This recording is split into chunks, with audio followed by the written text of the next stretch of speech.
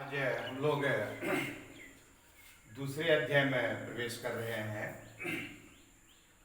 सबसे पहले हम ये बता देना चाहेंगे कि जो 20वीं सदी है,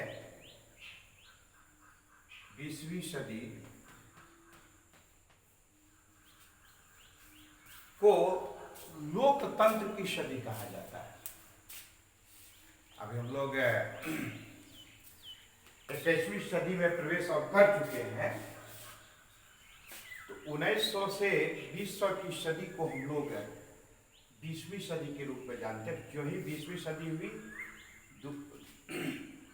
तो उसके बाद हम 21वीं सदी में प्रवेश कर गए।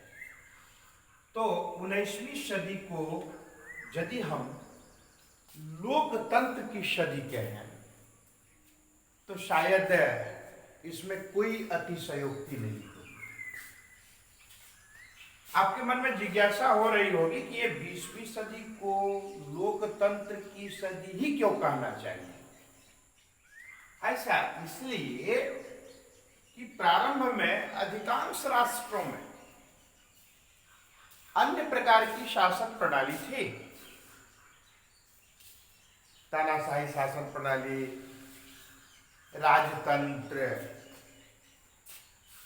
या अन्य प्रकार की शासन प्रणालियां थी।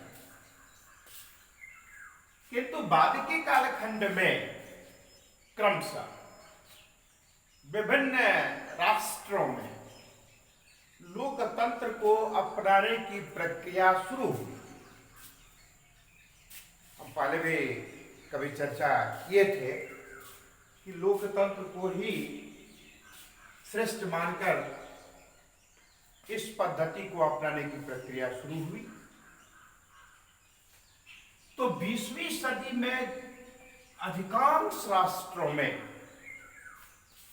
लोकतंत्र को अपनाया गया। 20वीं सदी में अधिकांश राष्ट्रों को 20वीं सदी में अधिकांश राष्ट्रों में लोकतंत्र को अपनाया गया। यही कारण है कि 20वीं सदी को लोकतंत्र की सदी भी कहना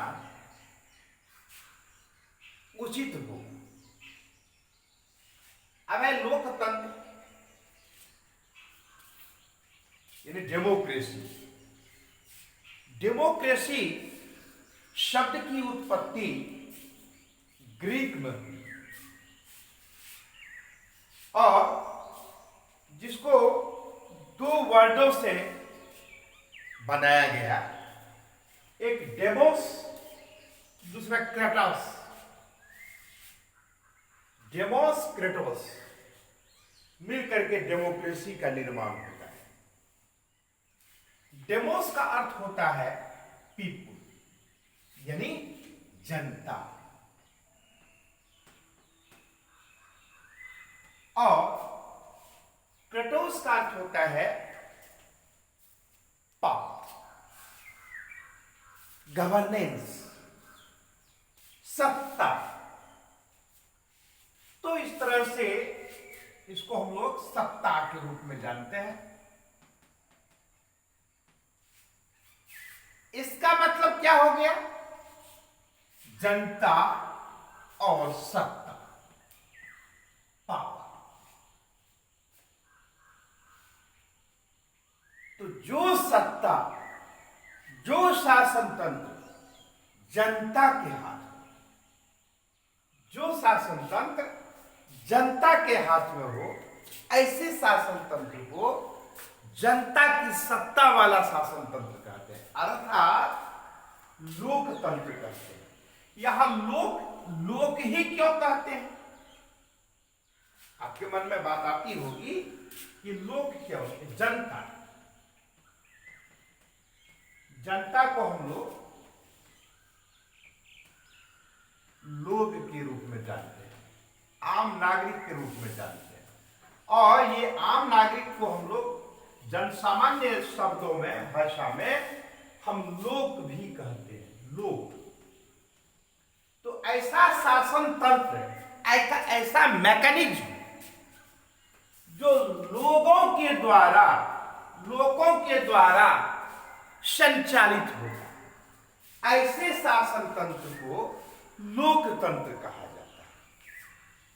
अर्थात ऐसा शासन तंत्र जिसका संचालन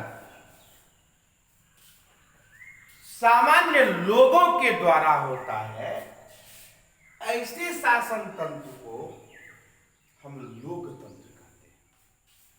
कई विद्वानों ने अपने अपने ढंग से इसकी परिभाषा दी है। तो सबों की परिभाषा अपने आप में पूर्ण है, उचित है। सभी परिभाषा को हम स्पष्ट नहीं कर सकते हैं। कोई एक परिभाषा जो सर्वमान्य परिभाषा होती है वह वही है कि ऐसा शासन तंत्र जो लोगों के द्वारा संचालित होता है। इसीलिए तत्कालीन अमेरिकी राष्ट्रपति अब्राहम लिंकन ने इसके बारे में कहा है, democracy is the form of the government of the people, by the people and for the people. यानी यह ऐसा शासन तंत्र है जो जनता के लिए तथा जनता के द्वारा शासन तंत्र है। जनता का, क्योंकि ये जनता का शासन तंत्र है, जनता के लिए शासन तंत्र है, और ये शासन तंत्र भी चलाए जाते हैं वो जनता के ही द्वारा। इसीलिए इस प्रकार की जो परिभाषा है वो ज्यादा पॉपुलर परिभाषा दिखती है। इसीलिए जन सामान्य व्यक्ति इसकी जब चर्चा करते हैं तो अब्राहम लिंकन की परिभाषा जरूर चर्चा में लाते हैं। इसीलिए मैंने भी इसे स्पष्ट किया है। अब है यह अभी बड़ा व्यापक शब्द है, इसको डिटेल्स में पढ़ना समय की पाबंदी के दृष्टिकोण से थोड़ा असंभव लगता है, किंतु हम लोग इतना स्पष्ट तो कर ही सकते हैं, ये दो प्रकार का लोकतंत्री शासन प्रणाली है। एक होता है डायरेक्ट, एक होता है इनडायरेक्ट, यानी प्रत्यक्ष लोकतंत्र और अप्रत्यक्ष लोकतंत्र। इसको हम अप्रत्यक्ष को परोक्ष भी कहते हैं। तो प्रारंभ काल में प्रत्यक्ष लोकतंत्र प्रभावी था। आप सबको ज्ञात है, जब मानव सभ्यता का बहुत विकास नहीं हुआ था, आज के जैसे नहीं था, उस कालखंड में देश कई कबीलों में बटा होता था, जन समुदायों में बटा होता था, जनसंख्या भी बेहद कम होती थी, और प्रत्येक कबीले का एक एक सरदार होता था, प्रमुख होता था, और सरदार के सामने में उस क्षेत्र विशेष की समस्याओं को रखा जाता था, उसका निराकरण किया जाता था यथासंभव। और किसी प्रकार की जो बात बनती थी, सभी को, कबीले के सभी नागरिकों को एकत्र करवाया जाता था, और एक जगह पेड़ की छाया वगैरह के नीचे में, उस समय में इतना डेवलपमेंट कहां हुआ था, तो पेड़ की छाया के नीचे में 100, 200, 400 लोग बैठ जाते थे, और जो प्रमुख होते थे, सरदार होते थे, और उनके जो निकटस्थ ज्यादा लोकप्रिय प्रभावी शेष लोग होते थे, साथ में बैठते थे। उसका एक टीला होता था। पहले स्टेज फेस्टेज की बात कहां क्या थी, कुछ नहीं थी। यहां तक की चर्चा हुई है, आप लोगों को हंसी भी आएगी कि लोग आप लोग देखते होंगे पेड़ वगैरह, आम के बगीचा वगैरह में कुछ ऐसे भी पेड़ होते हैं जो बहुत छोटा 2-3 फीट 4 फीट जाते जाते उसके कई ब्रांचेज निकल जाते हैं। तो उस ब्रांच पर बैठकर वहां पर, ताकि थोड़ा ऊंचा दिखे, जो जन समुदाय सामने में बैठे होते हैं तो उस पेड़ पर बैठ करके थोड़ा ऊंचा में 3 फीट 4 फीट पर, ताकि 200-400-500 जो कबीले के लोग बैठे होते थे उसको वो देख सके और वो सभी लोग इनको देख सके, और उसके बाद अपने विचारों को रखा जाता था और वहां समस्याओं का समाधान किया जाता था। तो नियम भी बनाए जाते थे परिस्थिति के अनुकूल। तो इस प्रकार से डायरेक्ट इस प्रकार से व्यवस्था बनाई जाती थी। वहां भी लोकतंत्र था, किंतु उस समय का स्वरूप कुछ और था, और यह सामने में प्रत्यक्ष रूप से कार्य होता था। इसलिए ऐसे शासन तंत्र को डायरेक्ट डेमोक्रेसी के नाम से हम लोग जानते हैं। प्रारंभ के कालखंड में इस प्रकार की बात थी, किंतु आज तरीका बदल गया है। आज किसी को भाषण नेता को देना होता है तो स्टेज बनाया जाता है, काफी ऊंचा ध्वनि विस्तारक यंत्र का प्रयोग किया जाता है, चारों तरफ से फैला दिया जाता है दूर दूर तक, ताकि उसकी आवाज को दूर दूर तक के लोग सुन सके। किंतु पहले ऐसा नहीं था। इसलिए प्रत्यक्ष लोकतंत्रीय शासन प्रणाली के द्वारा कार्य होता था, किंतु अब सामान्यतया इनडायरेक्ट डेमोक्रेटिक सिस्टम ही कार्य कर रहा है, क्योंकि आज की आबादी और डेवलप टेक्नोलॉजी के कारण 100% इनडायरेक्ट डेमोक्रेटिक सिस्टम ही उपयुक्त है। इसीलिए इनडायरेक्ट शासन प्रणाली के द्वारा विभिन्न प्रकार के नियम बनाए जाते हैं, उसको लागू किए जाते हैं। तो इसको हम लोग फिर मौका मिलेगा तो डिटेल्स में बाद में चर्चा करेंगे।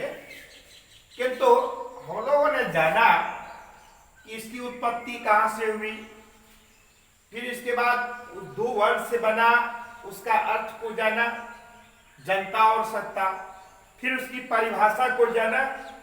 फिर लोकतंत्र 2 प्रकार का होता है, सामान्यतया प्रत्यक्ष अप्रत्यक्ष, और उसके भी कई भेद होते हैं, किंतु उसमें हमको नहीं जाना है। अब आगे, क्योंकि हमारा जो टॉपिक है कि उस टॉपिक को हमको केंद्र में ला करके फिर आगे बढ़ना है, तो ये जो what are the features of democracy, ढेर सारे हैं, किंतु कुछ जो बहुत महत्वपूर्ण है उस पर हम लोगों को चर्चा करनी चाहिए। सबसे पहले कि ये लोकतंत्रीय शासन प्रणाली की विशेषता है कि इसमें स्वतंत्र और निष्पक्ष चुनाव होता है। स्वतंत्र और निष्पक्ष, बिना किसी भय के,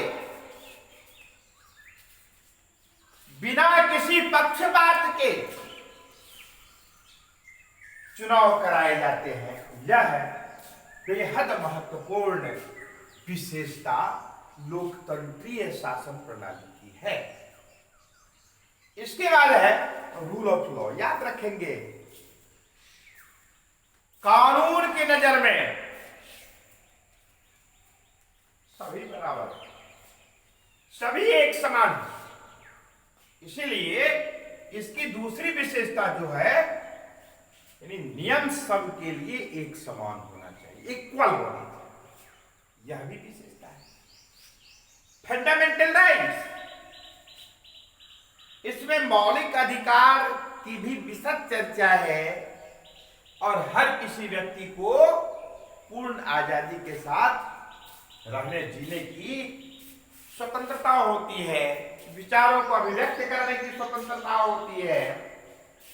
और जो मैं पहले मुझे चर्चा करनी चाहिए थी, इलेक्टेड रिप्रेजेंटेटिव, या नहीं कि वंश परंपरा के अनुसार से राजा का बेटा, बेटा का बेटा, उसके बेटा, बेटा का फिर बेटा, इस प्रकार की शासन प्रणाली इसमें नहीं है कि जनता जिसको चुन देगी, जनता जिसके पक्ष में होगी, वही उस क्षेत्र का भी रिप्रेजेंटेटिव होते हैं। आप सबको सरकार बनाने के बारे में हमने चर्चा पहले भी पिछले कक्षा में हमने की है। तो इसके अंतर्गत क्या है कि जितने भी रिप्रेजेंटेटिव्स हैं, आप सबको ज्ञात है कि भारत के कई कंस्टिट्यूएंसीज में बटा हुआ है। शासन व्यवस्था को सुनिश्चित ढंग से और समय से संचालित करने के लिए इस प्रकार की व्यवस्था बनाई गई है और प्रत्येक कंस्टिट्यूएंसी से एक मेंबर का चुनाव होना आवश्यक होता है। And that member is the representative to look properly to all activities. It is most important thing. यानी वो जो रिप्रेजेंटेटिव होते हैं वो उस क्षेत्र के सभी प्रकार की गतिविधियों के बारे में जानकारी रखते हैं और उसके समस्या के समाधान के लिए प्रयास करते हैं। वो फुल्ली रिस्पॉन्सिबल होते हैं। तो ये रिप्रेजेंटेटिव्स जो होते हैं, ये लोकतंत्री शासन प्रणाली में की एक यह भी महत्वपूर्ण विशेषता है कि इसमें इलेक्टेड रिप्रेजेंटेटिव्स होते हैं, जनता के द्वारा चुने गए प्रतिनिधि होते हैं। इसके बाद है सेपरेशन ऑफ पावर। लोकतंत्र की यह भी विशेषता है। ऐसे ही लोकतंत्र को नहीं अपनाने की बात की गई है पूरे दुनिया के स्तर पर, विश्व के स्तर पर। जरूर इसमें कुछ न कुछ खासियत है, इसकी लोकप्रियता है, ये जन कल्याणकारी ज्यादा है।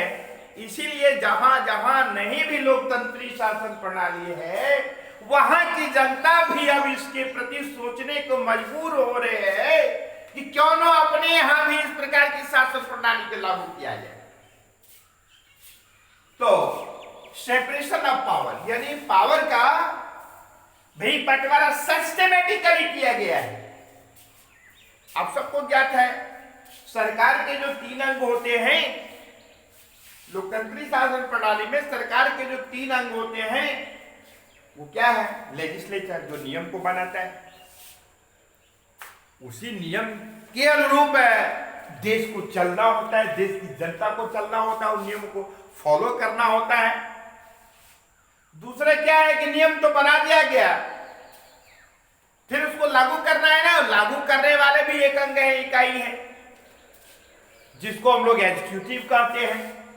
और तीसरा क्या है कि जुडिशियरी है कि नियम बना दिया, फिर एग्जीक्यूटिव के द्वारा लागू किया जा रहा है, फिर उसमें किसी प्रकार का विभेद न हो, पक्षपात न हो, नजरअंदाज न कर दे। तो देश की जनता के हित कल्याण के लिए जो नियम बनाए जाते हैं उसका अक्षरशः पालन हो रहा है कि नहीं, एग्जीक्यूटिव के द्वारा पावर का कहीं दुरुपयोग तो नहीं हो रहा है, इन तमाम बातों पर नजर रखने के लिए एक अलग इकाई होती है, एक अलग अंग होता है, जिसे हम जुडिशियरी के रूप में जानते हैं, एग्जीक्यूटिव जुडिशियरी के रूप में जानते हैं। तो ये सबों का पावर अपने अपने क्षेत्र में क्लियर कर दिया गया है ताकि किसी प्रकार की टकराव की स्थिति उत्पन्न नहीं। और यही कारण है कि सेपरेशन ऑफ पावर भी लोकतंत्री शासन प्रणाली की मानो नींव है, जड़ है। यह भी एक विशेषता है। इसके बाद है इंडिपेंडेंट। याद रखेंगे इस दोनों में नोकझोंक होता भी है, सामान्यतया होते रहता है। संसद में भी बहस होती है, जब सदन चल रहा होता है खूब उठा पटक होता है। हालांकि आजकल के नेता लोग थोड़ा सा कभी कभी समय ऐसा आ जाता है, बड़े उत्तेजित हो जाते हैं, उग्र हो जाते हैं, और कभी कभी तो हाथापाई की भी स्थिति हो जाती है वाद विवाद के कारण। किंतु ऐसे नेताओं से, सांसदों से मेरा निवेदन है कि अपनी मर्यादा को ध्यान में रखते हुए अपने कर्तव्यों का निर्वहन करना चाहिए, न कि अमर्यादित शब्दों का प्रयोग करना, न कि अमर्यादित व्यवहार प्रस्तुत करें, क्योंकि देश की जनता उसे देख रही होती है कि हमारे जो रिप्रेजेंटेटिव हैं उसमें से कुछ ऐसे भी होते हैं जो इस प्रकार का अमानवीय व्यवहार करने पर आतुर हो जाते हैं, इसलिए उन्हें संयम की जरूरत है। तो इंडिपेंडेंट जुडिशियरी में इनका जो कार्य क्षेत्र है, इसका जो अधिकार है, इसको पूर्ण रूप से स्वतंत्रता दी जाती है कि आप अपने कार्यों को सही तरीके से ऑब्जर्व करने के लिए स्वतंत्र है। किसी प्रकार का न तो भय, किसी प्रकार का न तो दबाव, किसी प्रकार का न तो किसी अन्य प्रकार की बाधाएं, बिल्कुल निष्पक्ष भाव से निर्णय लेने के लिए ये अधिकृत होती है इकाई। तो लोकतंत्र की एक यह भी विशेषता है कि यहां पर स्वतंत्र इंडिपेंडेंट जुडिशियरी है। इसके बाद है राइट टू वोट, सबको वोट देने का अधिकार है। आप यानी कि जब चुनाव होता है प्रत्येक 5 वर्ष पर सामान्यतया भारत के प्रत्येक नागरिक को वोट करने का अधिकार है, और प्रत्येक वोट का वैल्यू भी समान होता है। ये नहीं कि कोई मुकेश अंबानी, अनिल अंबानी ने वोटिंग किया तो उसका वैल्यू बहुत ज्यादा हो गया, और कोई लेबर ने वोटिंग किया तो उसका वैल्यू बहुत थोड़ा हो गया। कोई गोरे रंग का लोगों ने वोटिंग किया तो उसका महत्व बढ़ गया, काले लोगों के द्वारा वोटिंग के वैल्यू को कम कर दिया गया। ऐसा नहीं है, सबके वोट का वैल्यू एक समान है। आप कहेंगे कि ओ आचार्य जी तो कह दिए कि वोट सबको देने का अधिकार है भारत के हर नागरिक को, फिर हम लोग क्यों नहीं? तो भैया याद रखेंगे आप लोग की अभी अवस्था 18 वर्ष की नहीं हुई है, कम से कम 18 वर्ष की अवस्था होनी चाहिए। आप भी 18 वर्ष के हो जाएंगे, वोटर लिस्ट में आपका नाम आ जाएगा, आप सभी भी इंटाइटल हो जाएंगे वोटिंग करने के लिए, अपने सरकार को चुनने के लिए, अपने रिप्रेजेंटेटिव को चुनने के लिए। तो यह भी एक विशेषता है, वह है कि सभी को वोट देने का अधिकार है। भारत के ऐसे नागरिक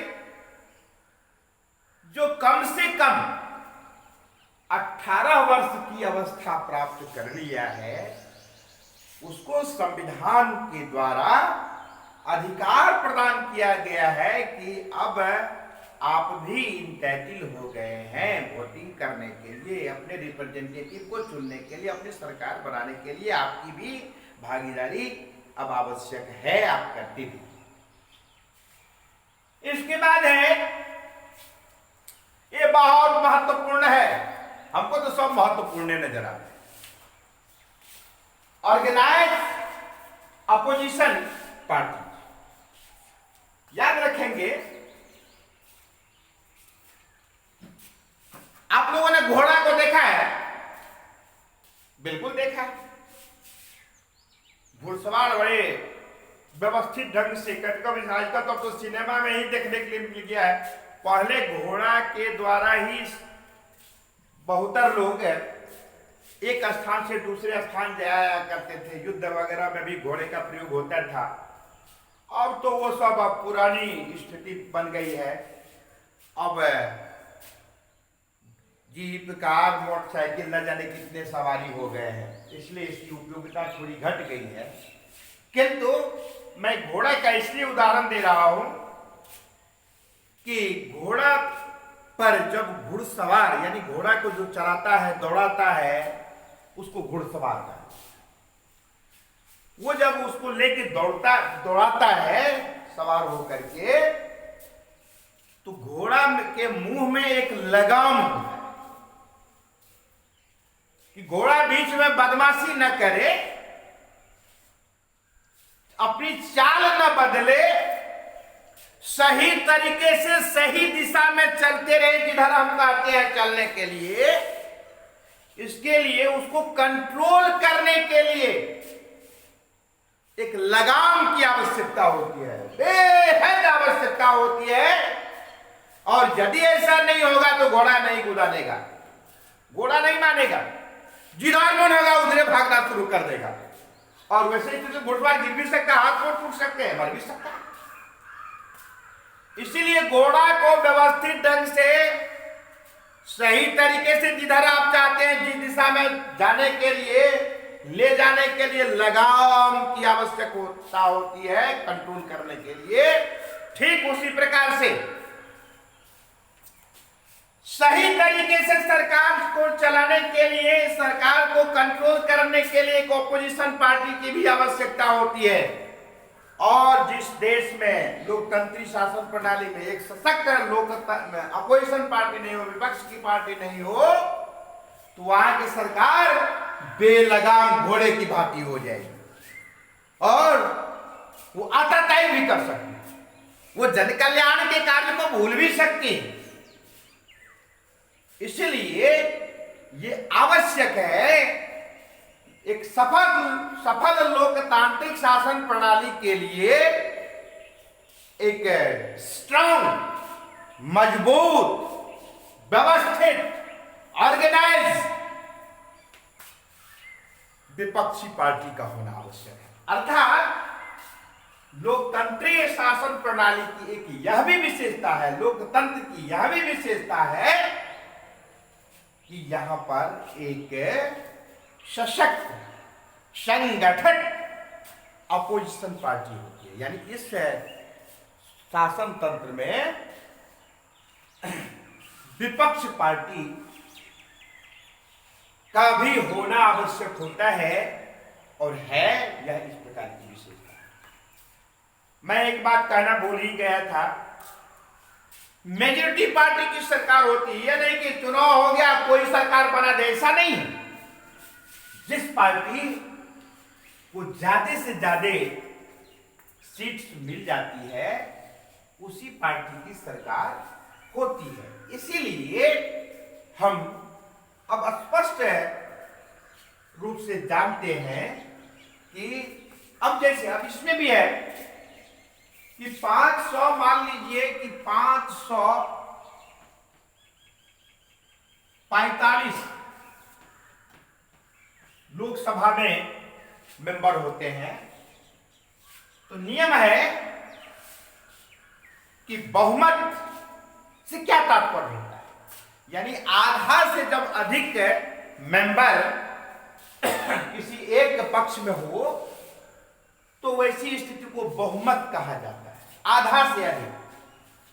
तो इसका नियम है आधा बटा 2, यानी टोटल मेंबर बटा 2 कर दिए, अब +1 कर देंगे, तो ये क्लियर हो जाता है, ये बहुमत। इसको हम सिंपल मेजॉरिटी कहते हैं। सरकार बनने के लिए ये सिंपल मेजॉरिटी का होना आवश्यक होता है लोकतांत्रिक शासन प्रणाली में। किंतु जब हम और भी प्रकार के ये चुनाव में चर्चा करेंगे, अब जैसे राष्ट्रपति, महामहिम राष्ट्रपति के चुनाव की बात होगी, तो उनके लिए चुनाव की प्रक्रिया कुछ अलग ढंग की प्रक्रिया है, उस पर हम लोग बाद में चर्चा करेंगे। लेकिन जब हम सरकार की बात करते हैं, लोकतंत्र की बात करते हैं, तो उसमें मेजॉरिटी की जब बात आती है तो मेजॉरिटी से तात्पर्य यहां पर होता है जब आधा से अधिक सदस्य एक पक्ष में हो जाते हैं, एक पार्टी में होते हैं, सीट जीत करके आते हैं, तो वैसी स्थिति में उस पार्टी, उस विभिन्न सदस्यों की जो पार्टी होती है उनके द्वारा सरकार बनाने का कार्य संभव हो पाता है। तो और इस तंत्र की विशेषता क्या है? जो अपने अपने क्षेत्र से जो रिप्रेजेंटेटिव चुनते हैं उसमें चुन के सरकार बना दिया गया, किंतु सरकार यदि सही तरीके से कार्य नहीं कर पाती है तो जनता को इस प्रकार का अधिकार है कि वह सरकार को बदल भी सकती है, यह भी विशेषता है। तो इस तरह से हमने देखा है ढेर सारे और भी फीचर्स हैं लोकतंत्री शासन प्रणाली के। हम लोग जो महत्वपूर्ण कुछ था उस पर चर्चा की, किंतु अब जो अपना विषय है कि पिछले टॉपिक में हमने चर्चा की थी 9th में, आधी की कक्षा में, चिले। क्या पिनोशे के द्वारा किया गया शासन वह लोकतंत्र था? कतई नहीं। आपको याद होना चाहिए कि हमने चर्चा की थी पिछले टॉपिक में कि चिले में एक निर्वाचित सरकार थी। 1973 ईस्वी में की बात है, 1970 में वो सरकार बनी, 1973 ईस्वी में मिलिट्री कॉर्प्स के माध्यम से, सैन्य तख्तापलट जिसको कहते हैं, पिनोशे जबरन सत्ता पर काबिज हो गया। क्या हम उसे भी लोकतंत्र कहेंगे? नहीं, नहीं कहेंगे। बलपूर्वक जिन्होंने इनका विरोध किया पिनोशे का, उनको या तो दफना दिया गया, उनकी हत्या करा दी गई, वो या देश छोड़ करके चला गया। आपको याद होगा आईएनडे की सरकार जो निर्वाचित सरकार थी, जनता के द्वारा चुनी गई सरकार थी, चुनी हुई सरकार थी, उनकी हत्या तक हो गई। मैं पोलैंड का चर्चा करना चाहूंगा। वहां की जो सरकार थी वो किस प्रकार की थी? वहां भी बलपूर्वक निर्वाचित सरकार को हटा दिया गया था, किंतु आंदोलन हुआ। इलेक्ट्रिशियन जो थे जिनको नौकरी से हटा दिया गया था, महिला थी उनको हटा दिया गया, जन विद्रोह की भावना बलवती हो गई। संपूर्ण देश में बहुत व्यापक पैमाने पर विद्रोह होना शुरू हो गया और ऐसी स्थिति आ गई कि उससे उनको दमन करना सरकार के बस की बात नहीं रह गई और अंतरराष्ट्रीय चुनाव कराना पड़ा। आपको याद होगा वही इलेक्ट्रिशियन लेक वालेसा हुए जो पोलैंड के राष्ट्रपति बने। तो खैर हम लोग आज इतना ही, इस पर चर्चा हम लोग अगले दिन बाद में करेंगे। आप लोग कम से कम इसके डिफिनेशन को याद कर रखेंगे और प्रत्यक्ष व अप्रत्यक्ष पर भी हमारी चर्चा हो गई है और कुछ फीचर्स को तो जरूर याद रखेंगे। कभी कभी प्रश्न में भी आता है what are the features of democratic system, so you must know about some important features. Today is enough. Next day we will discuss something more about this remaining the topic and today is enough.